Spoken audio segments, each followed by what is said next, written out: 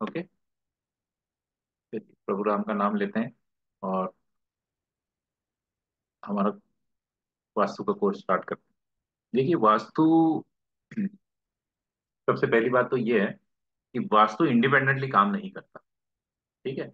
जो लोगों का ये कहना है कि सिर्फ वास्तु ठीक करने से सब कुछ जीवन में ठीक हो जाएगा, ऐसा होना मुश्किल है, क्योंकि ये एक्सपेरिमेंट्स में काफी बार कर चुका हूँ कि यदि किसी की कुंडली में योग अच्छे नहीं चल रहे हैं, समय उनका विपरीत चल रहा है, अनुकूल अनुकूल नहीं है, प्रतिकूल है, तो वो केस में यदि मैं सिर्फ वास्तु ठीक कर दूं तो उनके जीवन में सब कुछ ठीक होना शुरू हो जाना चाहिए, तो वैसा नहीं हुआ है। तो कुंडली देखना जरूरी है। कुंडली आप लोगों को सभी को देखना आती है, क्योंकि आप लोग वैदिक और केपी दोनों कोर्सेज करके ही वास्तु में आप लोगों ने प्रवेश किया है। तो अब वो तो मुझे बताने की जरूरत नहीं है। जैसे कि न्यूमरोलॉजी भी होता है, कि न्यूमरोलॉजी में भी कई बार लोग कहते हैं कि सिर्फ न्यूमरोलॉजी से सब कुछ ठीक हो गया। वैसी एक और टेक्निक है। एक न्यूमरोलॉजी है, दूसरा वास्तु है, और तीसरा रिस्ट वॉच एनालिसिस। ठीक है। तो रिस्ट वॉच एनालिसिस ये काम करता है, अच्छे से काम करता है, बहुत बढ़िया भी काम करता है, लेकिन वही है कि अगर आपका टाइम आपके फेवर में है तब तो बहुत ही तगड़ा रिजल्ट देता है। यदि वो आपके फेवर में नहीं है तो भी एक अच्छे लेवल तक का रिजल्ट देता है। आप उससे सेटिस्फाइड होते हो नहीं होते हो, वो एक अलग प्रश्न होता है कि आपने उसको अच्छा माना या नहीं माना, लेकिन हाँ, डेफिनेटली फर्क पड़ता है। वास्तु का अगर हम डिटेल एनालिसिस कर लें किसी भी वास्तु का, तो वास्तु का जो मूलभूत सिद्धांत है वो सिद्धांत है एनर्जीज के ऊपर। ठीक है। उन्हीं एनर्जीज को अ, हम लोग तत्वों के नाम से जानते हैं। हमारे तत्व कौन से? पांच ही मुख्य तत्व है हमारे: जल, वायु, अग्नि, पृथ्वी और आकाश। तो जैसे कि हम ज्योतिष में जानते हैं कि बृहस्पति जी जो है वो आकाश तत्व के, तो आकाश तत्व से सब कुछ निर्माण हो गया है। सबसे पहले क्या हुआ? सबसे पहले जल आया, और उसी सीक्वेंस में वो, यानी जल हुआ, फिर पृथ्वी, फिर अग्नि, और इसी सीक्वेंस में वो बनता चला गया, उसकी अपनी एक साइकिल। उसी साइकिल में वो क्रिएट होता है। ऐसा हमारे शास्त्रों का मानना है, और ऐसा ही हमारा सिद्धांत। तो ये जो पांच तत्व हैं, इन्हीं पांच तत्वों से शरीर भी निर्माण हुआ है, इन्हीं पांच तत्वों से पृथ्वी भी है, जल भी है, जलचर प्राणी भी है, सारे जितने भी लिविंग ऑब्जेक्ट्स है, जितने भी जीवित व्यक्ति है, जीवित का मतलब है कॉन्शियस, कॉन्शियसनेस, सब कॉन्शियसनेस, और चित्त और आत्मा, ऐसे मन के चार कोश है जो हम ज्योतिष में लेते हैं। वैसे अगर मनोमय कोश देखेंगे तो आयुर्वेद का अपना खुद का एक सिद्धांत होता है, तो हर हर कोई अपने हिसाब से उसको डिफाइन करता है, लेकिन जो ज्योतिष शास्त्र के पॉइंट ऑफ व्यू से वो मैंने आप लोगों को बताया था कि चार प्रकार होते हैं। तो जिसमें भी कॉन्शियसनेस कॉन्शियसनेस रहेगा, कॉन्शियसनेस का मतलब है कि चेतना रहेगी, उस चेतना को मिलेगा शरीर, और शरीर का जब निर्माण होगा तो वो पंच तत्वों से ही होगा। ओके। पंच तत्व हमारे लिए सबसे महत्वपूर्ण सिद्धांत रखते हैं जब भी हम वास्तु की बात करते हैं, जब भी हम शरीर की बात करते हैं। ज्योतिष शास्त्र में या वास्तु शास्त्र में सबसे मूलभूत नियम यह है कि कोई भी तत्व यदि कम ज्यादा हो जाए तो वास्तु इम्बैलेंस हो जाती है। आपको यदि याद हो, मैंने मैं ये क्लास में कई बार ले लेता हूँ, वैदिक में भी लेता हूँ, केपी में भी बता देता हूँ कि हमारे सात चक्र है। ठीक है। ये सात चक्र वाला बताया हुआ है ना कि जो मुक्ति मिलती है वो पतंजलि योग के माध्यम से स्टेप बाय स्टेप किस प्रोसीजर से मिलती है।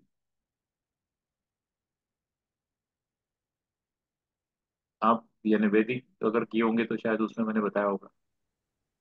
मैं फिर से एक बार बता देता हूँ। अष्टांग योग वाला था। हाँ, अच्छा। तो जैसे कि हमारे पास सात चक्र हैं, राइट? तो इन सात चक्रों का क्या होता है? सात चक्र हम लोगों को फोकस करने में, कंसंट्रेशन करने में मदद करते हैं। तो अध्यात्म की जो पहला पायदान है, आध्यात्मिक प्रगति का जो पहला पायदान है, वो पायदान यही है कि आपके सात सातों चक्र बैलेंस हो। ठीक है। बैलेंस का मतलब क्या होता संतुलित। ठीक। तो इनको जब हम बैलेंस करेंगे, तो ये बैलेंस करने के बाद आप उसके दूसरे पायदान पे, सेकंड स्टेप पे जाते हो, जहां पे इनको एक्टिवेट करना हो। ठीक है। जब वो एक्टिवेट होगा उसके बाद कुंडलिनी जागृत होगी, कुंडलिनी जागृत होगी उसके बाद कर्म शून्य स्थिति आएगी, कर्म शून्य स्थिति आएगी उसके बाद आपको मुक्ति। तो ये पूरा सीक्वेंस है। लेकिन जब मैं कहता हूं कि हमारे चक्र को बैलेंस करना है, तो बैलेंस का मतलब ये है कि संतुलित करना है। तो इसमें दो प्रकारों से चक्रों पे काम किया जाता है। पहला है कि आप उसको संतुलित करें, बैलेंस करें, और दूसरा है कि उसको शुद्ध करें, यानी क्लींजिंग करें। ठीक है। चक्रों के क्लींजिंग के कई सारे उपाय हैं, और चक्रों के बैलेंसिंग के भी कई सारे उपाय हैं, जैसे प्राणायाम हो गया, अ, उसके बाद रेकी है, प्राणिक हीलिंग है,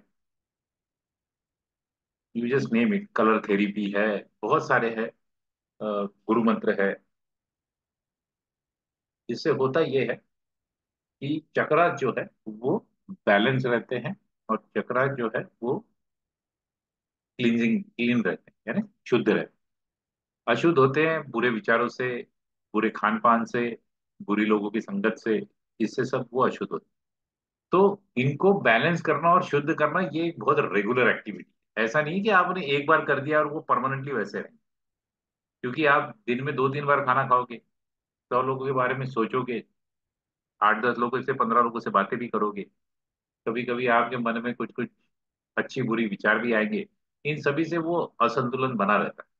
तो उसको संतुलित करने के लिए खासकर जो भी योगी लोग होते हैं वो क्या करते हैं, वो जंगल में चले जाते हैं। क्योंकि वहां पे वो किसी से मुलाकात नहीं करेंगे, किसी से बात भी नहीं करेंगे। तो काफी हद तक इसको कंट्रोल में लाया जा सकता है। और इसीलिए सनातन धर्म में ये प्रथा रही है, जो आज भी कई सारे लोग फॉलो करते हैं, कि वो किसी आश्रम में, जंगल में, मठ में चले जाते हैं, कि जहाँ पर एक बहुत ही रूटीन टाइप की लाइफ होती है, रूटीन टाइप का फूड होता है, खाना भी बिल्कुल वैसा ही मिलता है। तो उसमें फिर वो सारी इच्छाएं वगैरह नहीं आती, जिससे कुछ अशुद्धता चक्रों में आ जाए। तो जैसे ये चक्रों को बैलेंस करना है, इनको क्लींजिंग करना है, वही सेम तरीका अगर हम 5 तत्वों पे लगा दें, वही सेम तरीका यदि हम 5 तत्वों पे लगा दें, तो उससे हमारी वास्तु जो है वो बैलेंस हो जाएंगी और क्लीन हो जाएगी। और यही हमको पढ़ना है। इसी तरह इसके क्या स्टेप बाय स्टेप प्रोसेस होगी, ये हम पढ़ना है। तो वास्तु को बैलेंस करना है, वास्तु को हमको क्लीन करना है। ओके।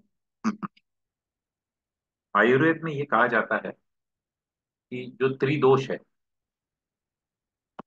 कौन से दोष है हमारे?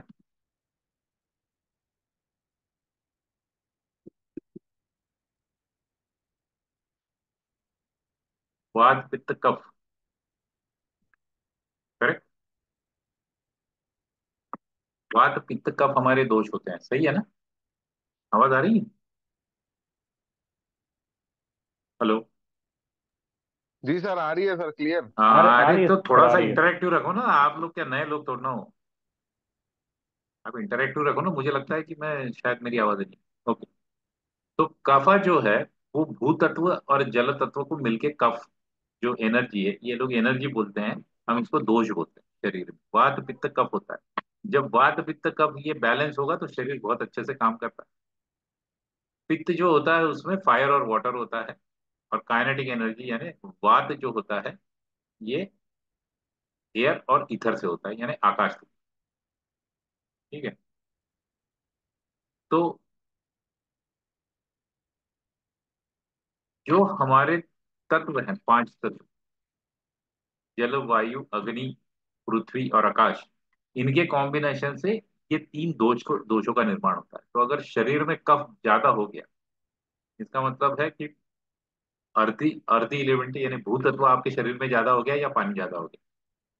ठीक है। तो उनकी दवाइयां होती है, वो वो चेक करना उस वैद्य का काम होता है, जो आपको ये बता देगा कि भाई शरीर में क्या ज्यादा हुआ है। यानी कफ बढ़ गया ये तो आपको पता चलेगा, लेकिन कफ किन कारणों से बढ़ा, फिर वो उसी प्रकार से दवाइयां देते हैं, और वो दवाइयों से कफ को कंट्रोल में लाया जाता है। ओके, उनके अपने सिम्टम्स होते हैं, नाड़ी परीक्षण होता है, बहुत सारी चीज़। जैसे यहाँ पर त्रिदोष है, वैसे ही एलोपैथी के भी अपने तीन है, होम्योपैथी की भी तीन है। आप पैथी कोई भी ले लीजिए, आपको ये तीन एनर्जीज मिलेगी ही मिलेगी हर जगह पे। अभी रिसेंटली संतोष जी ने मुझे एक बहुत अच्छा इंफॉर्मेशन दी है। संतोष जी ज्वाइन हो गए क्या? जी हाँ, जी हाँ। ये हो। तो मेरे ख्याल से अली साहब की एक्सपर्टाइज भी है उसमें, बैच फ्लावर्स। अली साहब, आप बैच फ्लावर की प्रैक्टिस करते हैं ना? हाँ सर, हाँ सर, हाँ वो तो, मैं खाली साइकोलॉजिकल प्रॉब्लम के लिए देता हूँ। हाँ तो इन्होंने मुझे कुछ शेयर किया था। एक मोहनलाल जी करके इनके परिचित है, उनकी उनकी किताब मैंने मंगाई है। तो उसमें उन्होंने वाह। लाइफ में जितने भी कॉम्बिनेशन टेस्ट किया है, उसकी वो किताब। तो अच्छा। That also works very well. उसके जितने भी रिव्यूज मैंने पढ़े हैं, वो बहुत अच्छा काम करता है। तो आप लोग भी खाली तब समय में कभी, मैं वो किताब का यूआरएल आप लोगों को भेज दूंगा, अगर आप पढ़ना चाहें तो पढ़। हाँ, भेजिए सर। ठीक है। तो मैं, मेरा कहने का मतलब ये है कि जब हम तत्वों की बात करते हैं, तो तत्वों का इम्बैलेंस ये अपने आप में आपके शरीर की एनर्जी को बिगाड़ता है, वैसे ही उन्हीं तत्वों का इम्बैलेंस आपके घर के प्रकृति को भी बिगाड़ देगा। ओके। अब हम इस कोर्स में, क्योंकि हमारे, देखिए हमारे पास टोटल चार कोर्सेस, ठीक है। पहला है कि जो महावास्तु कहते हैं ना, महावास्तु ये बड़ा पॉपुलर टर्म है ऑल ओवर इंडिया में। तो महावास्तु जो है वो क्या कहता है? महावास्तु कहता है कि हम 16 दिशाओं से देखेंगे, 16 डायरेक्शन से देखेंगे कि भाई घर में क्या प्रॉब्लम आ रही है, कैसे आ रही है, उसको कैसे ठीक करना है। दूसरा है कि आप कुंडली देख के ये पता कर लो कि उस व्यक्ति के जीवन में कौन सी चीज घर में कहाँ होनी चाहिए, कहाँ पर कौन सी एक्टिविटी करनी है। ये भी हम पढ़ेंगे, जिसको हम एस्ट्रो वास्तु कहते हैं। तो एस्ट्रो वास्तु दो टाइप के हैं। पहला है कि आप कुंडली से देख लो, वैदिक पद्धति से, और दूसरा है कि केपी एस्ट्रोलॉजी से। तो उसका भी एडवांस लेवल आप पढ़ेंगे यहाँ पर कि प्रश्न कुंडली से, जब हम होररे कुंडली से ये कैसे फाइंड आउट करें कि कहाँ पर कितना प्रॉब्लम है। ठीक है। Best entry places, best exit places, ये सारी चीजें हम देख सकते हैं पूरे 12 भाव जब हम होररे पढ़ेंगे केपी का। इसमें भी रहेगा वो पार्ट। और फिर है पिरामिड। तो जो 16 दिशाओं वाली वास्तु है, जिसे आप लोग महावास्तु भी कहते हैं, इसी नाम से वो ज्यादा जाना जाता है। ब्रह्मा जी के सुपुत्र है विश्वकर्मा जी, जिनको ये काम दिया गया था कि वो सब देवी देवताओं का भवन का निर्माण करें। तो अ, उनके पास वो अधिकार था, उन्होंने ये शास्त्र का पूरा डेवलपमेंट करा है। तो उसी से ये 16 दिशाएं दी गई है, तो हम इसको विश्वकर्मा वास्तु ही कहेंगे। हम महावास्तु या कुछ और नहीं कहेंगे, हम विश्वकर्मा वास्तु कहेंगे। मैंने इसको कर्माफलम पॉइंट ऑफ व्यू से मैंने कर्मा वास्तु नाम देके रखा हुआ है। ठीक। कि कुछ और नाम नहीं दे सकते, क्योंकि फिर बाद में वो कॉपीराइट का इशू होता है। तो 16 दिशाओं की एक वास्तु, यानी जो फ्लोर प्लान पे काम करेंगे वो दो वास्तु हैं। पहली वास्तु फ्लोर प्लान पे काम करने वाली जो है, वो 16 दिशाओं की वास्तु, विश्वकर्मा वास्तु। और दूसरी है पिरामिड वास्तु, ये हमारी फ्लोर प्लान पे काम करेगी। कुंडली पर हम काम करेंगे एस्ट्रो वास्तु से, और केपी की हिट थ्योरी। ठीक है। उसका भी हम प्रश्न कुंडली वाला कंसेप्ट देखें। यहाँ तक किसी को कोई सवाल? आइडिया भी होना देखिए। No sir. चलिए, तो अभी हम क्या क्या देखें? हम ये देखने की कोशिश करेंगे कि वास्तु और किस्मत, किसमें कैसा कनेक्शन होता है। वास्तु की वजह से आपके जीवन में जो आपकी किस्मत है, इसमें क्या क्या रुकावटें आती हैं। वास्तु के अंदर की कौन सी चीजें, एलिमेंट्स क्या होते हैं, उन एलिमेंट्स का रिलेशनशिप और एलिमेंट का साइकिल क्या होता है। एलिमेंट का मतलब है तत्व। फिर वास्तु की दिशाएं हैं, 8 दिशाओं की वास्तु है, 16 दिशाएं की है, और 32 दिशाएं। तो ये दिशाएं कहाँ कहाँ पे कौन कौन कैसे यूज करता है, ये हम देखें। इनका बैलेंसिंग और इम्बैलेंस, अनबैलेंस, ये कैसी होती है। और कट्स और एक्सटेंशन क्या होते हैं। जब भी हम प्लॉट की बात करेंगे, या फिर हम अ, घर के फ्लोर प्लान की बात करेंगे, तब वहां पे कट्स और एक्सटेंशन क्या होते हैं, और वो एनर्जी को कैसे बिगाड़ते हैं, ये देखें। ठीक है। तो आइए अभी हम देखते हैं साइकिल क्या है। तो यहाँ पे क्रिएशन की साइकिल है, यहाँ पे ये सिंबल्स दिए हुए हैं हमें। ठीक है, अग्नि वायु जल, इनके सिंबल्स। तो जैसे फायर है, फायर बोले तो अग्नि। ग्रीन साइकिल है क्रिएटिव साइकिल, ये बनाती है। ठीक है। तो जैसे जल है, जल से वुड, यानी वुड रिप्रेजेंट वायु, वायु का निर्माण, वायु से अग्नि का, अग्नि से पृथ्वी का, पृथ्वी से मेटल का, मेटल का मतलब है आकाश। तो आप आकाश से अगर शुरू करेंगे, फर्स्ट पॉइंट हमारा आकाश होता है, तो आकाश से बना पानी, पानी से बना वायु, वायु से बना अग्नि, अग्नि से बना भूत। ऐसी ये पूरी, क्योंकि देखिए लावा के बाद ही, लावा शांत होने के बाद वो होता है, वो वैसा कंसेप्ट लेके इन्होंने ये बताया हुआ है। तो जो ग्रीन वाली साइकिल है, आप यदि देखें, ग्रीन वाली साइकिल है वो क्रिएटिव साइकिल। ठीक है। और ब्लू वाली जो साइकिल है, यानी ब्लू एरोज दिए हुए हैं, वो है डिस्ट्रक्शन, वो बिगाड़ने वाली। और रेड वाली जो है वो है एग्जॉस्टिव साइकिल। ठीक। एग्जॉस्टिव का मतलब है कि वो थोड़ा सा परेशानी देगी, थोड़ा सा, पूरे तरीके से रुकावट नहीं देगी, थोड़ी परेशानी देगी। यानी उदाहरण के तौर पे कि जैसे ये जल तत्व है। ठीक है। तो जल तत्व, जल तत्व जो है वो आकाश तत्व के एरिया में अगर प्रेजेंट है, यानी उसके नजदीक में प्रेजेंट है, तो वो उसको आकाश तत्व का काम बिगाड़ने की कोशिश करेगा। तो आकाश तत्व का काम जब बिगड़ेगा तो जीवन में आकाश तत्व से रिलेटेड प्रॉब्लम्स आनी शुरू हो जाएंगे घर में। तो वो थोड़ी परेशानी देते हैं। जो ब्लू वाला एरो है, वो वहां पर पूरे तरीके से परेशानी देता है, वहां के काम बिगाड़ना शुरू कर देता है, वो तत्व पूरे तरीके से इम्बैलेंस होगा। तो आपको अगर परसेंटेज में इसको याद रखना है, तो आसान तरीके से रखिए कि रेड वाला जो एरो है वो 50% पे प्रॉब्लम क्रिएट करेगा, और ब्लू वाला जो एरो है ये 100% प्रॉब्लम क्रिएट करेगा। ठीक। अब इसको याद कैसे रखेंगे आसान तरीके से? जल से वायु, वायु से अग्नि, अग्नि से भू, भू तत्व, और भू तत्व के बाद आकाश तत्व। तो आप आकाश से इसको याद रखें। पहले आकाश, आकाश के बाद जल का निर्मित निर्माण हुआ, जल के बाद वायु आया, वायु के बाद अग्नि, अग्नि के बाद पृथ्वी आया। तो हमेशा आकाश से याद रखिए, आकाश से शुरू करेंगे और पृथ्वी तक आएंगे, क्योंकि ये माना जाता है कि पृथ्वी की एक लेयर बनने को कई हजार साल लग जाते हैं, यानी उसको फर्टाइल होने के, उसको उसको खेती करने के योग्य बनाने के। ओके। तो ये है हमारी साइकिल। क्या साइकिल है?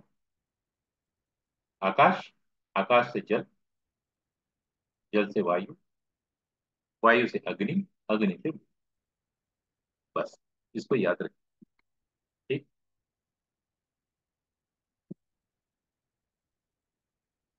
और वैसे ही यहाँ पर शरीर के जो अलग अलग हिस्से हैं,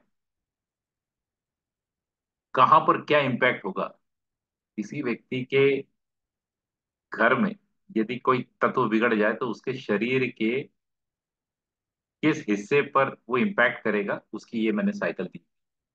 लेकिन हाँ, ये काम करने के लिए उसके कुंडली में उसकी इम्यून सिस्टम कम होनी चाहिए, छठा भाव भी एक्टिवेट होना चाहिए, और वो अशुभ ग्रहों से होना चाहिए, तब जाके उसके इफेक्ट मिलेंगे। यदि छठा भाव बहुत बढ़िया चल रहा है और वो जो भाव को एक्टिवेट कर रहा है वो ग्रह यदि शुभ है, तो आपको कोई परिणाम नहीं दिखता। ठीक। इसीलिए होता क्या है, उदाहरण के तौर पे यदि किसी व्यक्ति के घर में जल तत्व इम्बैलेंस हो गया, उदाहरण के तौर पे, वो इम्बैलेंस कैसा होता है वो आगे हम देखेंगे। जल तत्व यदि इम्बैलेंस हो गया, तो आइडियली घर में रहने वाले सारे व्यक्तियों के ऊपर शरीर के किस हिस्से में परिणाम आना चाहिए? वो आने चाहिए किडनी पर और ब्लैडर पर, क्योंकि वाटर, जो जल तत्व है वो किडनी और ब्लैडर को बता रहा है। वायु है गैल ब्लैडर और लीवर। फायर क्या है? स्मॉल इंटेस्टाइन, ट्रिपल बर्नर, यानी स्मॉल इंटेस्टाइन, वो जो मंदाग्नि कहते हैं, छोटी अग्नि होती है ना, जो ग्रहणी, ग्रहणी बोलते हैं शायद, संस्कृत में ग्रहणी वर्ड। और हार्ट से रिलेटेड ये फायर है। स्टमक और स्प्लीन जो है वो भूतत्व में आता है। मेटल में लार्ज इंटेस्टाइन और लंग्स आता है। अब क्या है कि ये जो रिप्रेजेंटेशन मैंने दिया है ना, ये कहीं कहीं पर कभी कभी इसमें डिफरेंसेस मिलने शुरू होते हैं, वो परफेक्ट नहीं मिलते। और रेफरेंस के लिए अभी इसको याद रखिए हम इसका भी कंपैरिजन करेंगे इवेंचुअली जब आगे की क्लास। तो अगर समझ लीजिए कि किसी व्यक्ति के घर में यदि जल तत्व में गड़बड़ है, वहां पर बैलेंस नहीं हो रहा है जल तत्व, तो जल तत्व बैलेंस नहीं है, तो क्या उस घर के सारे व्यक्तियों की किडनी में प्रॉब्लम आता है क्या? किडनी फेलियर होता है कभी किसी का किसी भी एज में, तो क्या घर के सारे व्यक्तियों को किडनी में प्रॉब्लम आएगा? देखा है कभी आपने ऐसा? या किसी को हार्ट का प्रॉब्लम आता है, यूजुअली हार्ट का प्रॉब्लम कब आता है? हार्ट का प्रॉब्लम उम्र के एक समय के बाद ही आता है। यानी 25 साल के कितने लोग होंगे जिनको हार्ट का प्रॉब्लम आए? ऐसी रेयर चीजें है ना। जैसे बहुत कम। बहुत कम। लोअर बैक इश्यूज होते हैं। लोअर बैक इश्यूज कब आते हैं? एक तो एथलीट हो गए, प्लेयर्स होंगे जो बहुत रेगुलर खेलते हैं, तो उनको शायद कोई इंजरी हो जाए तो, अन्यथा किसी का एक्सीडेंट हो जाए तो, या फिर ढलती हुई उम्र में हड्डियां जब कमजोर होती है, जब कैल्शियम की खुराक अच्छी नहीं होती, तब जाके ये प्रॉब्लम्स आने शुरू होती हैं। तो हो सकता है कि वो प्रॉब्लम तब आते हैं कि आपके वास्तु में वो जल का या उस तत्व का दोष होगा, और आपकी कुंडली में भी वो एक्टिवेट हो गया है। पर्टिकुलरली अशुभ ग्रहों की वजह से वो समय एक्टिवेट हो गया, वो आपके लिए अनुकूल नहीं है। अनुकूल नहीं है तब वो परेशानी देना शुरू कर देगा, अदरवाइज वो सरफेस नहीं होगा। हाँ, हार्ट वाले प्रॉब्लम कम उम्र में भी आते हैं, वैसे भी कुंडलियां मैंने देखी हैं, लेकिन तब पता चल जाता है कि फायर एलिमेंट में भी प्रॉब्लम आ रहा है और ये भी आ रहा है। तो ये चीजें जो है, अकेले इनसे प्रॉब्लम नहीं होगा, बस इतना याद रखिएगा। ऐसा नहीं है कि बताने वाले यूजुअली यही बताते हैं कि वास्तु में अगर ये दोष है, क्योंकि इसी के ऊपर मैं बहुत जगह पे डिबेट भी कर चुका हूँ आज तक, कि अगर फिर एक व्यक्ति को क्यों हो रहा है ना? जरूरी, और उसमें क्लेम ये होता है कि घर का जो मुखिया है उसके ऊपर वास्तु ज्यादा प्रभाव रखती है। तो मैंने बोला ऐसा नहीं देखा है मैंने।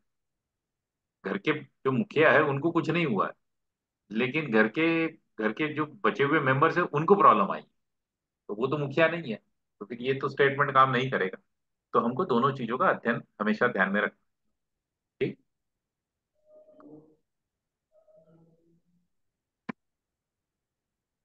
अब यहाँ देखिए कि जो हर तत्व है उसका एक अपना कलर दिया हुआ है, उनका सपोर्टिव कलर भी होता है, ठीक है, और एंटी कलर भी होता है। एंटी कलर का मतलब है हमारी वही साइकिल जिसमें येलो वाले नीले वाले एरोस, क्योंकि वो डिस्ट्रक्टिव है, एक कंस्ट्रक्टिव है और दूसरा डिस्ट्रक्टिव। तो यहाँ देखिए, जल तत्व जो है उसका अपना कलर क्या है? अभी फिलहाल हम जब इसकी स्टडी करेंगे तो याद रखने के लिए आसानी से तो भूल जाइए। अब याद रहेगा ये आसानी से कि जल तत्व नीला कलर है, ब्लू कलर। वायु तत्व ग्रीन कलर, हरा। फायर रेड, फायर तो सबको पता रहेगा। अर्थ येलो, ये भी सबको पता रहेगा। फेस जो है वो व्हाइट मानी जाती है, ठीक है। तो फेस व्हाइट ये हम सबको पता है, इसको याद रखने के लिए कोई ज्यादा बड़ी परेशानी नहीं है। फायर रेड होता है, ये भी हम सब लोग आसानी से याद रख सकते हैं। और अर्थ येलो होता है, राइट, पीला होता है। एक्चुअली होता तो अर्थ तो ब्राउनिश होती है, लेकिन इसको येलो कलर में रिप्रेजेंट किया जाता है जब हम वास्तु के तत्वों की बात करते हैं, राइट। अब प्रॉब्लम सिर्फ दो ही जगह आता है, एक है वाटर और दूसरा है एयर। तो पानी नीला होता है ये सबको पता है, बचा एयर, एयर ग्रीन है।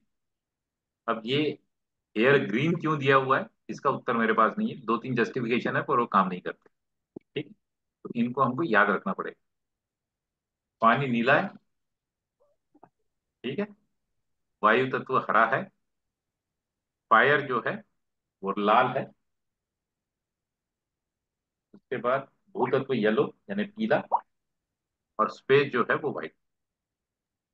Sir, right. ग्रीन के बारे में मैं कुछ बोलूं सर, अगर आप हाँ बिल्कुल बोलिए, परमिशन अरे दें। बिल्कुल बोलिए। सर, जैसा आपने बताया कि एयर जो है वो लिवर को बताता है। हम्म। तो अब फॉर एग्जांपल अगर किसी को जॉन्डिस हो जाए हम्म। तो हम उसको देखते हैं आंखों के जरिए से, लेकिन उसको दवा देते हैं लिवर के लिए। और लिवर के लिए जो भी दवा देता है वो अगर आयुर्वेदिक को जाए तो आप है ना एलोवेरा देते हैं, वो ग्रीन हम्म। होता है। और आपको ये भी बोला जाता है कि हरी सब्जियां खाने से आपके आंख अच्छे होते हैं। तो at hmm. The same time उसको अगर आप हरी सब्जियां अच्छा खाएं तो आपका लीवर स्ट्रांग होता है। हम्म। तो इस तरह से आप उसको कोरिलेट कर सकते। कोरिलेट कर सकते हैं। ठीक। तो, हाँ। तो देखिए ये और वास्तु कलर। हाँ। सुजोक में भी लीवर का जो स्पेस है वो हम्म। जगह पे ग्रीन कलर ही करते हैं, और हम्म। ग्रीन कलर करने से लीवर स्ट्रांग होता है। very good। हम्म। यहाँ पे मैं आप लोगों को कलर की कॉम्बिनेशंस बता रहा था। अब मैंने क्या बताया था कि जो अ, पानी है वो कौन सा कलर है? पानी है वो नीला कलर है। ब्लू। जल जो है वो नीला कलर है। करेक्ट। फायर जी। जो है रेड। रेड। अर्थ येलो है। अर्थ। वायु जो है वो ग्रीन है। और आकाश जो ग्रीन। है व्हाइट। वाइट। अब उनमें बहुत सारे शेड्स है अपने आप। ठीक है। उनमें बहुत सारे शेड्स। अब ये शेड हमको कब लगेंगे? उदाहरण के तौर पे लीजिए कि हमको आकाश तत्व के पर्दे चाहिए। अब आप जाके जब बोलोगे आपके क्लाइंट को कि आप सफेद कलर के पर्दे लगा दो, तो ये कितना पॉसिबल है सफेद कलर के पर्दे लगा? ये पॉसिबल नहीं है ना। ये पॉसिबल नहीं होता है सफेद कलर के पर्दे लगा। तो उसमें शेड्स है। ग्रे है, सिल्वर है, लाइट ब्लू कलर का भी ले सकते हैं। ये इसमें डार्क ग्रे कर दिया है, इतना डार्क ग्रे नहीं चलता है, लेकिन आपको यहाँ पर एक आइडिया मिलेगी कि उस फैमिली में जब हम कलर की फैमिली की बात करेंगे तो कितने सारे कलर्स आ सकते हैं। जैसे उदाहरण के तौर पे फायर पे देखिए, यहाँ पे पर्पल लिया हुआ है, यहाँ पे पिंक भी लिया हुआ है, यहाँ पे थोड़ा सा मरून टाइप भी लिया हुआ है, ऑरेंज भी लिया हुआ है, ब्राउन भी लिया हुआ है, और येलो विद ब्लैकिश कॉम्बिनेशन लिया हुआ है, डार्क पिंक भी लिया हुआ है। ठीक है।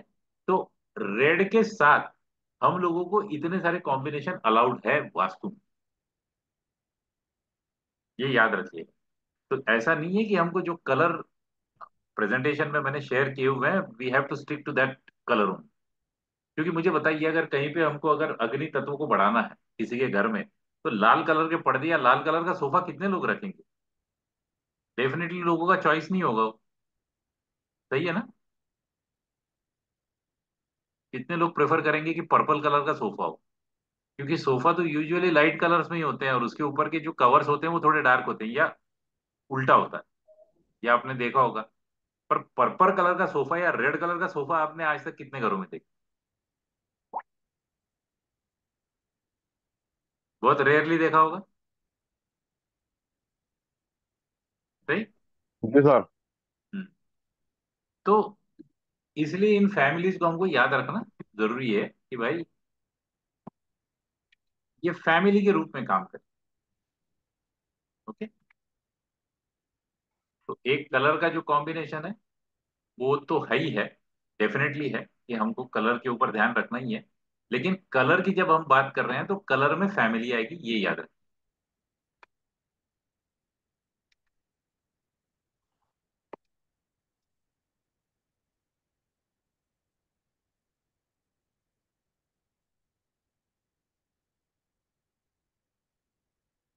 वंदना क्या कर रही है? बस मैं लगा मुंह पे लगी है। कब मांगा? वापस से भी है वहाँ। मैं कहाँ से भी पर ये दरिया के फूलों से लग गया हुआ है। पर एग्जाम वापस से गई भूलने है यार। चिप्स पापड़ भूलना।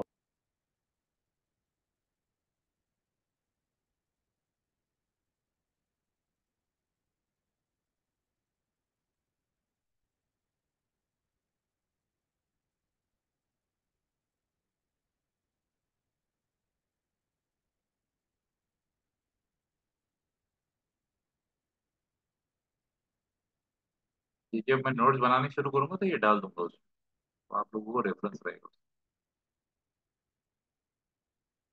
ठीक है। तो अभी हम जब हमको तत्वों के कलर पता चल गए हैं कि भाई तत्व क्या करते हैं, तत्व का जल का नीला कलर है, वायु का हरा हरा कलर है, अग्नि का लाल है, पृथ्वी का येलो, और आकाश का सफेद, और उस फैमिली पे वो काम करते हैं। ठीक। तो यदि अब क्या है, सपोर्टिव कलर है और एंटी कलर है। एंटी कलर का मतलब है कि जो विरुद्ध कलर हुआ, है ना। और सपोर्टिव कलर जो है, सपोर्टिव कलर जो है वो सपोर्ट करेगा। तो यहाँ पर देखने की कोशिश करें, आइए। अगर मुझे अग्नि तत्व घर में बढ़ाना है, अगर मुझे अग्नि तत्व बढ़ाना है, तो मैं क्या कर सकता हूँ? क्या, कौन सा कलर डाल सकता हूँ? रेड कलर और फैमिली वाले। रेड कलर की फैमिली डाल सकते हैं। दूसरा ये तरीका है कि ग्रीन कलर को अगर डालेंगे तो भी फायर तत्व बढ़ जाएगा, यानी अग्नि तत्व बढ़ जाएगा। क्योंकि ये क्रिएटिव साइकिल है। क्रिएटिव साइकिल जो होती है वो हमेशा हेल्प करती है। ठीक है, क्रिएटिव साइकिल ये सपोर्टिव साइकिल, वो उसको हेल्प करेगी। लेकिन जो नीली वाली है, जो नीला एरो है, वो डिस्ट्रक्टिव साइकिल है। अगर मैं घर में नीला कलर यूज करूंगा तो मेरा अग्नि तत्व जो है वो कम हो जाएगा। ठीक है। तो वैसे मुझे बताइए, अगर आकाश तत्व को मुझे कम करना है तो घर में कौन सा कलर बढ़ाना पड़ेगा? अर्थ का कलर सर। हाँ। आकाश तत्व को बढ़ाना है तो नहीं, आकाश तत्व को बढ़ाना है तो क्या करना पड़ेगा? आपको अर्थ का कलर, अर्थ की फैमिली का कलर लेना हाँ, पड़ेगा। एक तो आकाश तत्व में मैं व्हाइट कलर खुद ही बढ़ा दूं तो आकाश तत्व बढ़ जाएगा। हाँ। हाँ, या उसका जो सपोर्टिंग है वो अर्थ एलिमेंट को बढ़ा दूं तब भी उसको हेल्प मिल जाएगी। जी सर। करेक्ट। लेकिन अगर मुझे आकाश तत्व की कमी करना है तो मैं क्या करूंगा? Fire element. फायर एलिमेंट को बढ़ा दूंगा या फिर मैं वाटर एलिमेंट को बढ़ा दूंगा। वाटर एलिमेंट 50% से कम करेगा, फायर एलिमेंट 100% से कम करेगा। राइट। यस। ठीक है। तो अभी समझ में आया कि ये एरो काम कैसे करेंगे।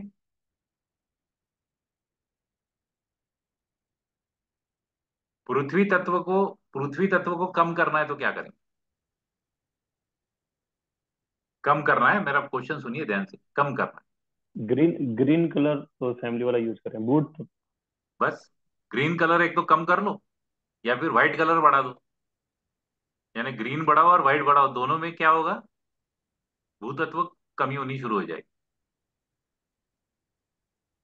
सही है ना? सही है। हम्म। जी सर।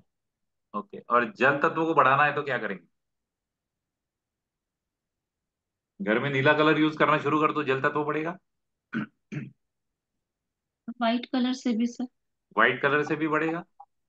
हम्म, और अगर जल तत्व को कम करना है तो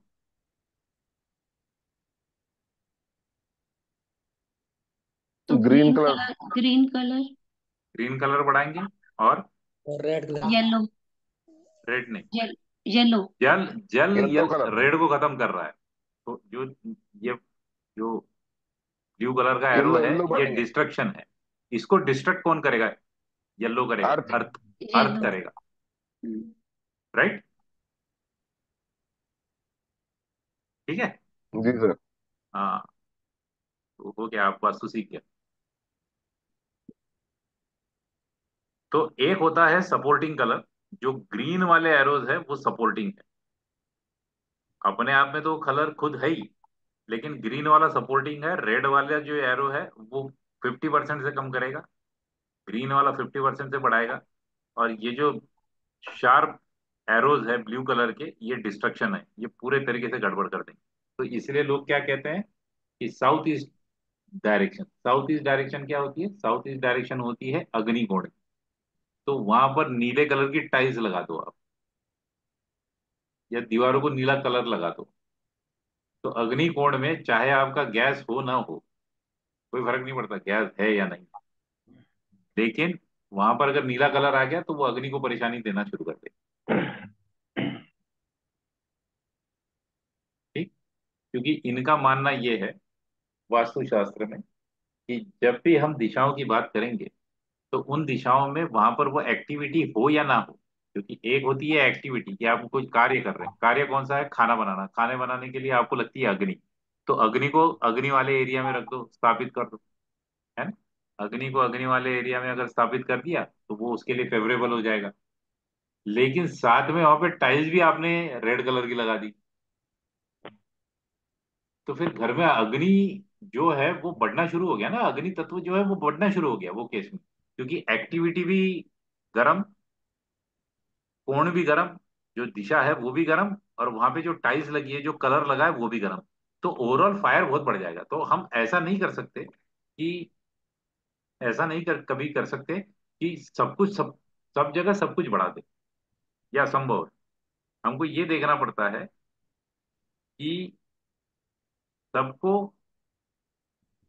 बैलेंस कैसा रखा जाए, कौन सी चीज कितनी ज्यादा है, ये हमको ढूंढना पड़ेगा और उसको बैलेंस करना। ठीक है? वो कैसे करते हैं वो हम देखें आने वाले समय। इसका सबसे आसान तरीका ये है। सर जैसे, हम्म, सर एक क्वेश्चन है, जैसे आग्नेय कोण में अगर पानी वाला एरिया है तो वहां पे हम ब्लू कलर करके उसे मिनिमाइज कर सकते हैं ना? ये ब्लू से मिनिमाइज नहीं होगा, अग्नि बुझ जाएगा उससे। हाँ तो मिनिमाइज आग्नेय अगर कोण में, हाँ, उसको मिनिमाइज अगर करना आग्नेय है, कोण में। अग्नि कोण को अगर आपको मिनिमाइज करना है, यानी उदाहरण के तौर पे अगर मैं सवाल सही समझ रहा हूँ कि अग्नि कोण नहीं बहुत सर, मैं ज्यादा, बहुत अलग कह ज्यादा रहा था। अग्नि।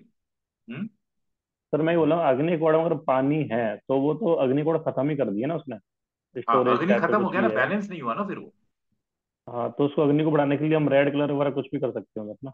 हाँ, तो हमको सिर्फ ब्लू को हटाना है, वहां से ब्लू को हटाएंगे तो अग्नि वापस जगह पे आ जाएगा, बाकी जी। कुछ लाने की जरूरत ही नहीं है।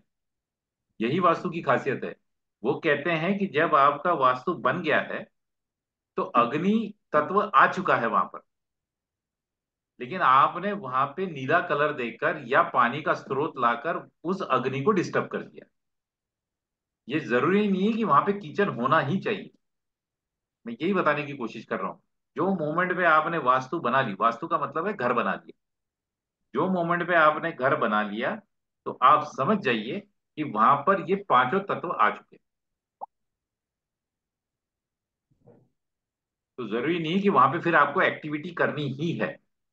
हाँ, लेकिन आपने अगर कलर कॉम्बिनेशन से वहां पे कोई गड़बड़ कर दी, या उदाहरण के तौर पे पानी की बहुत बड़ी टांकी लगा दी अग्नि वाले कोण में, तो फिर वो अग्नि इम्बैलेंस हो गया।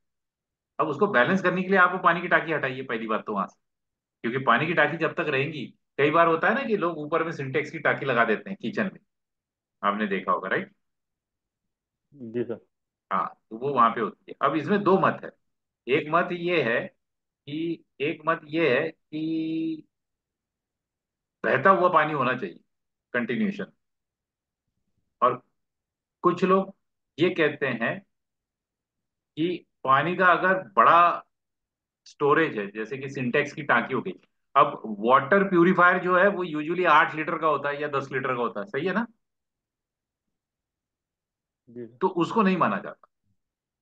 जब 50 लीटर 100 लीटर होगा तो उसको माना जाता है कि आपके वहां पर जल तत्व आ गया। या नल का टैप है, आपके पास नल है, तो नल का मतलब ये नहीं है कि पानी तो बह नहीं रहा है ना, टैप है वहां पर, करेक्ट। वो जब आप शुरू करोगे तब बहेगा, उसके बगैर तो नहीं बहेगा। तो उसको भी नहीं माना जाता कि वहां पे जल आ गया। जल तभी आएगा दो तरीके से, एक तो बहता हुआ पानी हो, या फिर पानी का बड़ा स्टोरेज हो, अ, जैसे पानी की टांकी हो गई या जो भी हो गया, तो वो प्रॉब्लम क्रिएट करेगा।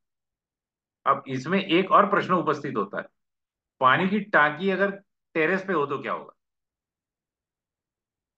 तो इसका उत्तर बड़ा आसान है। यदि टेरेस पे हो तो क्या टेरेस ये आपके वास्तु का पार्ट है। ध्यान से सुनिए मेरा क्वेश्चन, क्या टेरेस आपके वास्तु का पार्ट है।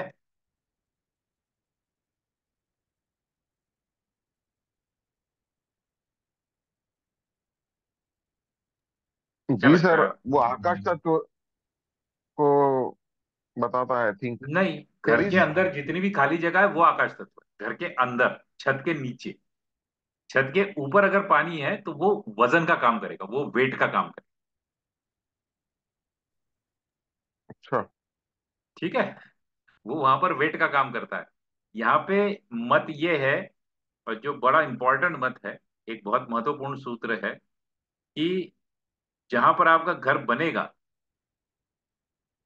उत्तर दिशा ये हल्की होनी चाहिए और दक्षिण दिशा ये हेवी होनी चाहिए।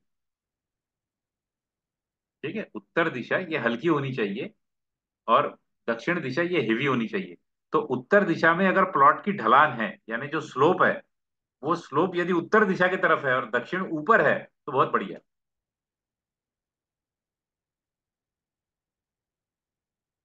तो पानी की टाकी यदि आपको रखना है तो आप वो दक्षिण में रख सकते हो। दक्षिण में कोई ज्यादा प्रॉब्लम नहीं होती, छोटी मोटी ट्रीटमेंट करनी पड़ती है ऊपर रहने के बाद भी, क्योंकि वो थोड़ा सा अग्नि वाला कोण थोड़ा सा आता है तो उसको कर सकते हैं। लेकिन वही पानी की टाकी अगर नीचे होगी, बेसमेंट में, तो उससे आपका अग्निकोण पूरे तरीके से खराब हो जाएगा, क्योंकि वो आपके यूजेबल एरिया में आ गया। आप जहां रहते हो, आपने कई बार देखा होगा ना कि लोगों के घर होते हैं, जो पुराने घर हुआ करते थे, जैसे मेरे पास जब कुंडलियां आती है, यूजी पर्टिकुलरली वाराणसी और ये साइड से, यूपी से और बिहार से, तो यहाँ पे क्या है ना, बड़े बड़े कोठियां होती थी इनकी, राइट। अब over the period of time क्या होता है कि कुछ ना कुछ रिनोवेशन होते होते, जैसा कुआं है वो कुआं ही अंदर आ जाता है घर के। आपने देखे होंगे ये चीजें, कि कुएं का आधा हिस्सा घर के अंदर आ गया, उसके ऊपर फ्लोरिंग कर दिया इन्होंने, राइट। तो वो जो फ्लोरिंग किया और वो जो पानी आ गया, अब वो आपके घर का हिस्सा हो गया। लेकिन ये अगर छत पर है तो कोई दिक्कत नहीं, उसके छोटे ट्रीटमेंट से काम हो सकता है, लेकिन नीचे वाले को बड़ी ट्रीटमेंट लगी। वो ट्रीटमेंट्स हम देखेंगे क्या क्या कर सकते हैं मैक्सिमम, और कहाँ कहाँ पर, जहां जहाँ पे फिजिबल है वहां पे क्या करना चाहिए और कैसे करना।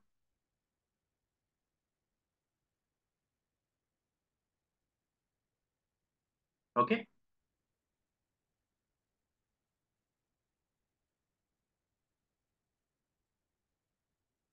चलिए एक छोटा सा रिवीजन ले लेते हैं। कलर्स कौन से हैं?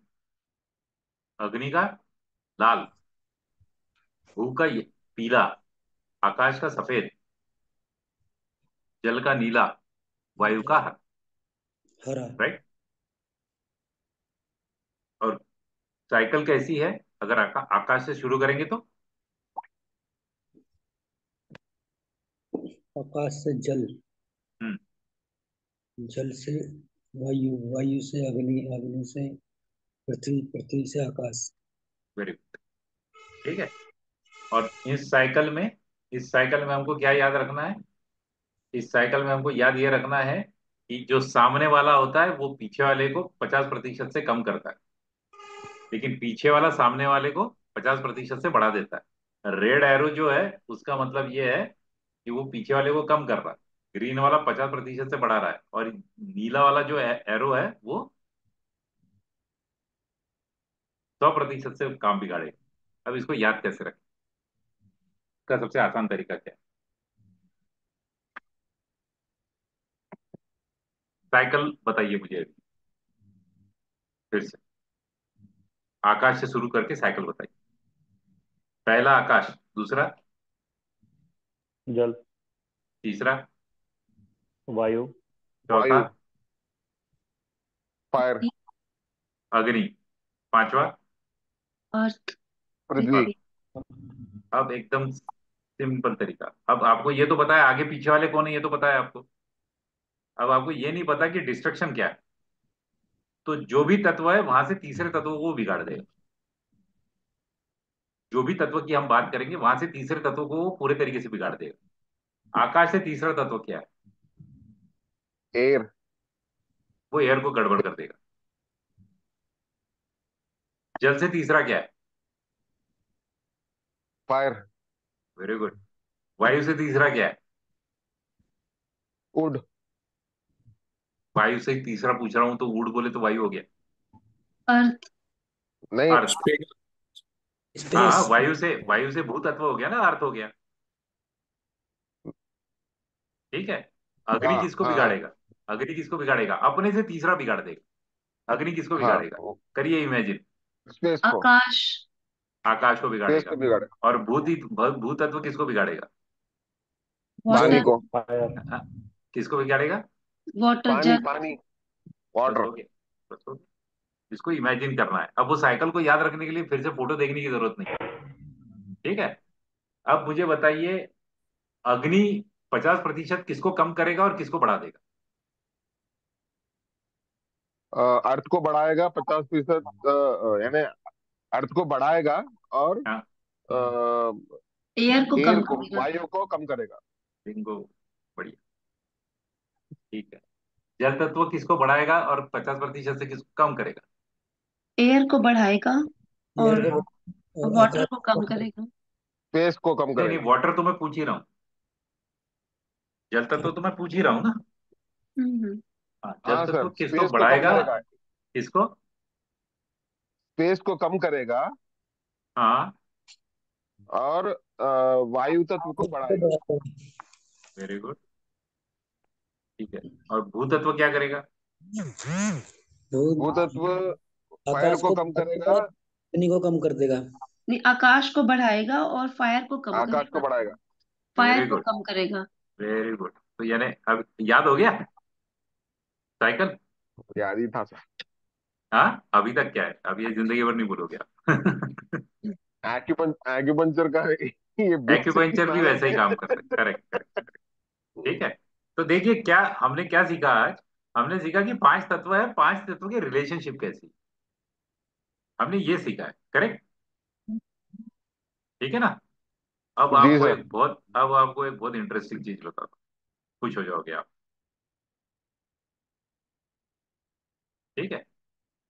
आपको पित्त है, शरीर में पित्त है। तो मसाले का खाओगे और पानी पियोगे तो क्या होगा?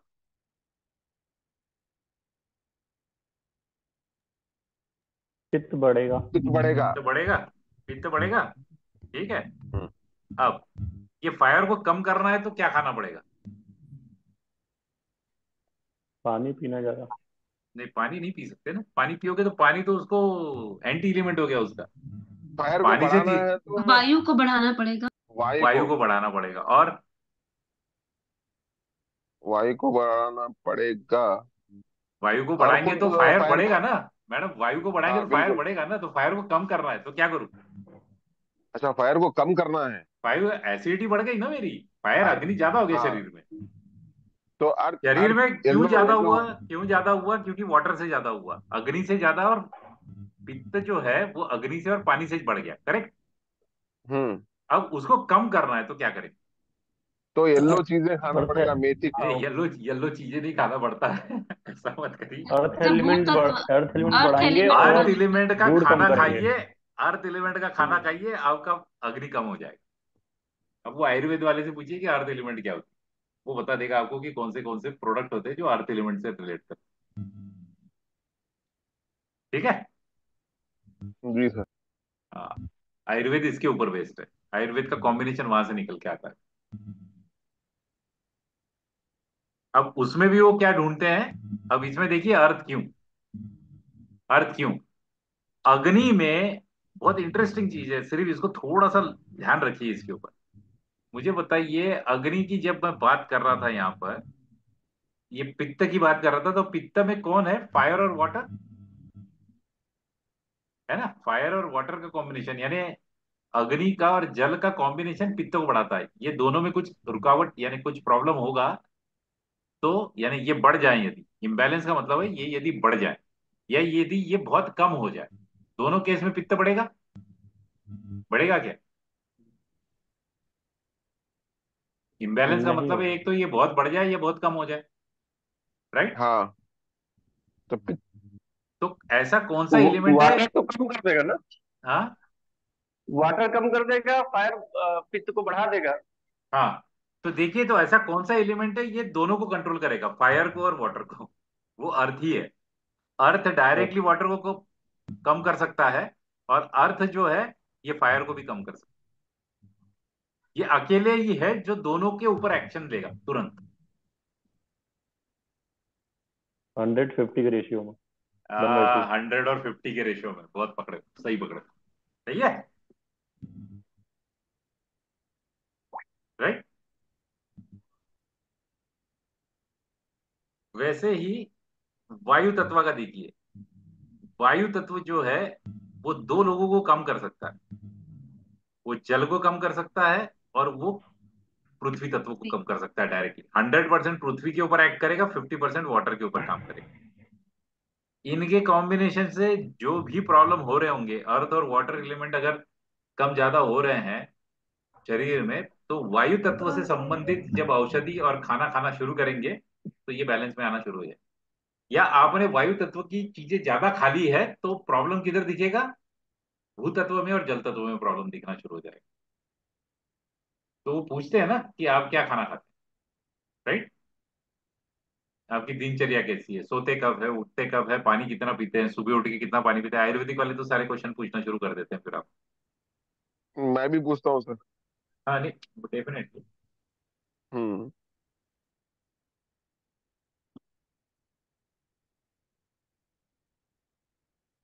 तो वो हिसाब से वो हिसाब से अगर हम देखें तो सबसे पहले हमने स्टेप ये देखी कि कोई भी यदि तत्व है, उस तत्व को बढ़ाने वाला कौन है, कमजोर करने वाला कौन। एक 50% से कम करता है, एक 100% से कम करता है, सही है। अब हम ये देख रहे हैं कि जब आयुर्वेद की बात होती है जिसमें दो तत्वों को लेके त्रिदोष का निर्माण होता है, त्रिदोषों में से किसी दोषों का, तो ऐसा कौन सा तत्व है जो दोनों पे काम करके आपके शरीर को स्वास्थ्य देने में कामयाब हो सकता है? ठीक है, बढ़िया। तो अभी फिर से मुझे बताइए, सीक्वेंस बताइए, सीक्वेंस सीक्वेंस क्या है? आकाश तत्व से शुरू करना है, हमेशा आकाश तत्व से ही शुरू करें। आकाश से वाटर, जल, वाटर से वायु, पृथ्वी। वायु, वायु से फायर, फायर से अर्थ। ठीक है। अब मुझे बताइए कि पृथ्वी किसको कम करेगा और किसको बढ़ा देगा? जब मैं कम का बोलूंगा तो 50% से किसको करेगा और 100% से किसको करेगा, और बढ़ाएगा तो 50% से किसको बढ़ाएगा? सर पृथ्वी 50% से फायर को कम करेगा। हम्म। और 100% से जल को कम कर देगा। ठीक है, बढ़िया। और 50% से बढ़ाएगा किसको? आकाश को। आकाश को।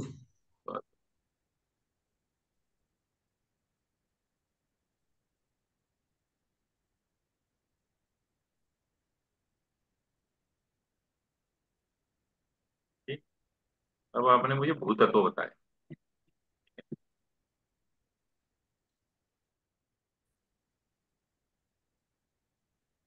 50% आप किसको करेगा, 100% आप किसको करेगा?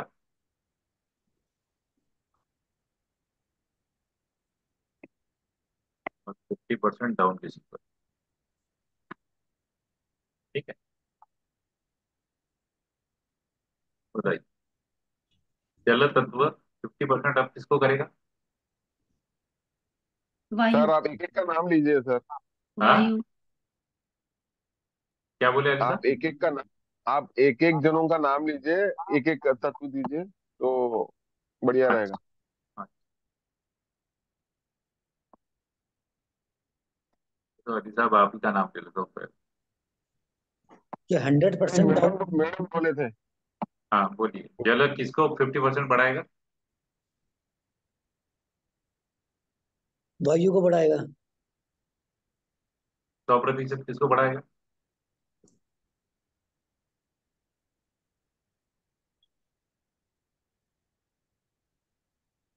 100% डाउन करेगा। 100% किसी को बढ़ाएगा ही नहीं। बढ़ाएगा ही नहीं जी। हाँ करेक्ट। डाउन कर देगा ये डाउन। हाँ, डाउन डाउन करेगा। ठीक है, मैंने जानबूझ के लिखा था। ठीक है, बताइए 100% किसको डाउन करेगा? फायर को। वहां से तीसरा। फायर को। हाँ, अग्नि को करेगा। और 50% डाउन किसको करेगा? आकाश।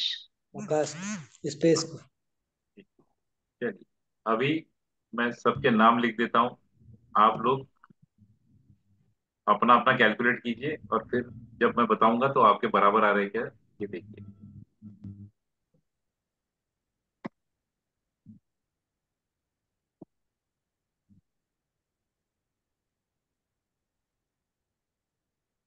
अपना अपना कैलकुलेट कीजिए और फिर मैं दिखता हूँ आपका और मेरा सेम आ रहा है कि नहीं।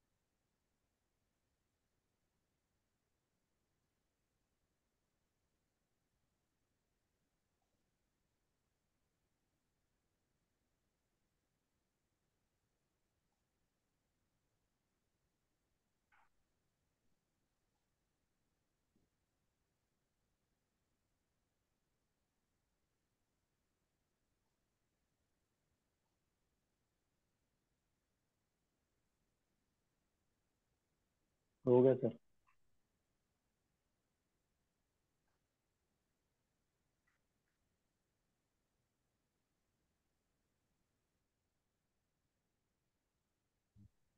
तो हो गया सर।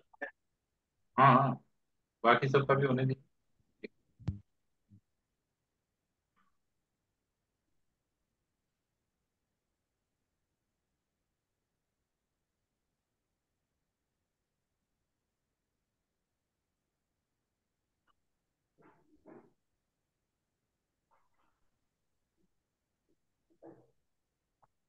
हो गया सबका।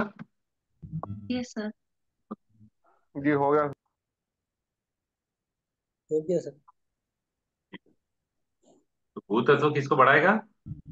पास को। आकाश को आकाश। बढ़ाएगा। एसपीएस को। किसको किसको कम करेगा?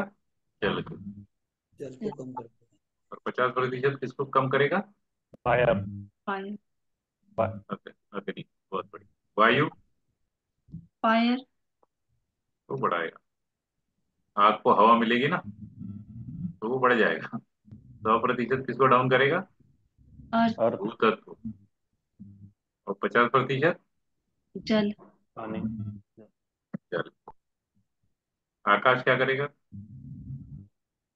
जल को फायर। बढ़ाएगा। फायर। वाटर। सॉरी, आकाश वाटर।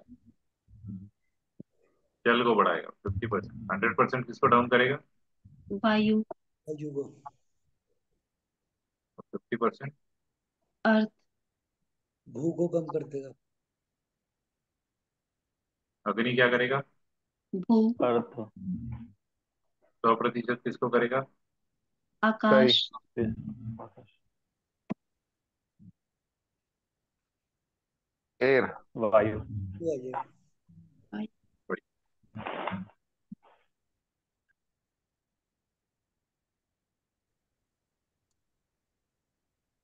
यहाँ तक कोई परेशानी? ये बड़ा क्रिटिकल है, ये समझ। मनीष जी, नहीं सर। गुप्ता जी, ओके हैं यहाँ क्लियर तक? सर। क्लियर है ना? यस। ये यस नहीं सर। वैसा, जो हिसाब से मैंने बताया अभी, इसमें कोई टफनेस नहीं रहना चाहिए, क्योंकि ये साइकिल समझना और उसको याद रखना बड़ा चैलेंजिंग होता है। वास्तु में सबसे बड़ा चैलेंज यही है, इसको याद कैसे रखें। यस। सबसे पहले स्टेप में यही होता है, बाकी तो वो टेबल वेबल फिर धीरे धीरे याद हो जाते हैं तो, है ना? ओके। चलिए आज के लिए यहीं पे रोकते हैं, अगले इसमें फिर टेबल्स पर जाएंगे, तो टेबल्स को थोड़ा लंबा समय लगेगा, उसको भी याद कराएंगे। ठीक है, फिर इस टेबल पे आएंगे। ये टेबल, यही टेबल फिर बाद में आपको याद रखना पड़ेगा, फिर इनकी एलिमेंट शुरू हो जाएंगे। तो हमारा जो सीक्वेंस है वो सीक्वेंस ये रहने वाला है, जो हम पढ़ेंगे अब। कि फ्लोर प्लान लेंगे घर का, एंट्रेंस देखेंगे, एंट्रेंस पे फिर देखेंगे एक्सटेंशन और कट्स कहाँ कहाँ पर है, उसकी ग्रिड बनाएंगे। एक्चुअली ग्रिड बनाने की जरूरत नहीं पड़ती, आप देखते साथ ही समझ जाते हो कि कहाँ पर क्या इशू होगा।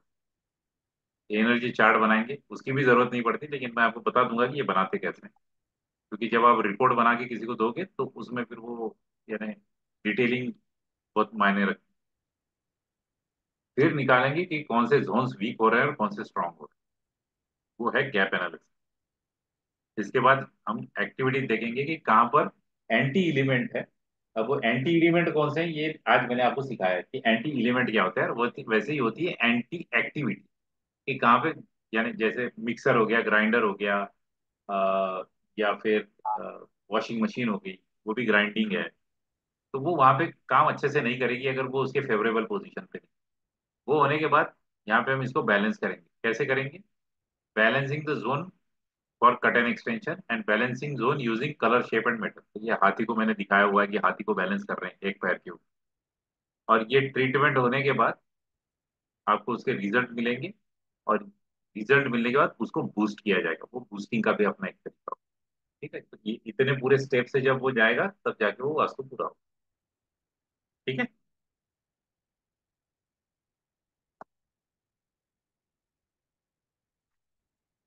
तो हम लोग अभी थर्सडे को मिलते हैं, आगे की जर्नी कंटिन्यू। ओके ठीक सर। अच्छा जी। Thank you so much. नमस्ते है? जी। थैंक यू और सर। इसमें क्या होता है, इसमें इसमें आप लोगों को, आप लोगों ने ये सुना भी होगा और देखा भी होगा कि शक्ति चक्र होता है ना? ये ऐसा शक्ति चक्र मिलता है मार्केट में, राइट? जो हमारे फ्लोर प्लान होते हैं उसके ऊपर ऐसा लगाते हैं और देखते हैं कि कहाँ पर क्या हो रहा है क्या नहीं हो रहा है। तो ये जो शक्ति चक्र है ना, ये मैंने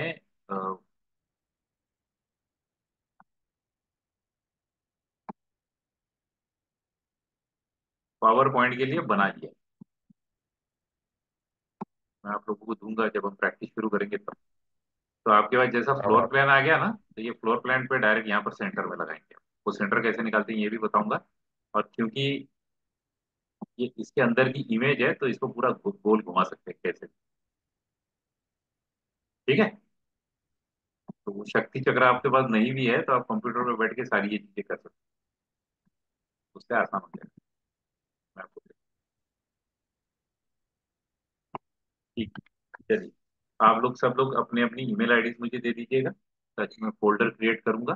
तो वहां पर अभी रिकॉर्डिंग्स आनी शुरू होगी, आपको फ्यूचर में अगर देखनी है तो आप देख। ओके। Okay sir. ओके, ज्यादा हेवी नहीं हुआ ना? नहीं नहीं सर, हाँ। आपका कभी हेवी होता ही नहीं। नहीं नहीं, उसकी स्पीड मैंने अभी आज इंटेंशनली स्लो कर दी थी, क्योंकि वो पहले जो हमारा क्रिएटिविटी साइकिल है ना, ये क्रिएटिविटी साइकिल याद रखने के लिए, कि इसकी अभी और भी प्रैक्टिस करेंगे हम लोग। एक बार ये मन में पूरा अच्छे तरीके से उतर जाएगा तो फिर बाद में फिर लाइफ में कभी कुछ करने की जरूरत नहीं। सही। ठीक है, अगर आपको लगे कि कहीं पर स्पीड ज्यादा हो रही है तो वहां पे स्लो कराइए, क्योंकि ना मैं फिर वो भावनाओं में कहीं कभी कभी बह जाता हूँ, स्पीड पकड़ लेता हूँ फट से।